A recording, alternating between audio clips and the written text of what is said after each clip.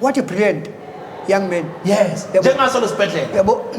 Ayabona lesibhedlela siqhathwe umuntu relevant. Absolutely. Absolutely. The founder of the African National Congress. Absolutely. The ANC created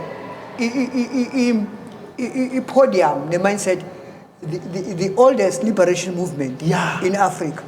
And amabhunu ayezama ukuyiqindezela lawa kubhaka yabona into enjalo ehlobani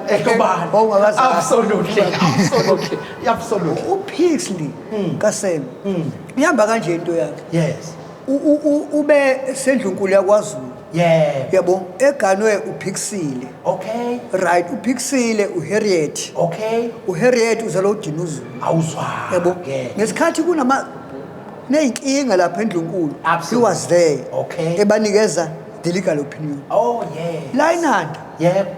Just across ilento ungakafika emzinyathi. Kunendawo kuthiwa kwaSeme. Waseme. Yabo. Nakwengoma ikhona indawo kuthiwa kwaSeme. Yabona imali. Absolutely. Imali. Yabona ke lapho ke nakho kwaDeta. Yebo. Yabo into enjalo. Ubhenki ndakaphuma nyoka. Yebo. Ophethe lapha. Yebo. Yabona gijima ebukhalini. Yebo. Ebukhalini kuneyitolo kuthiwa kwaSeme. Absolutely. Yebo kwaSeme.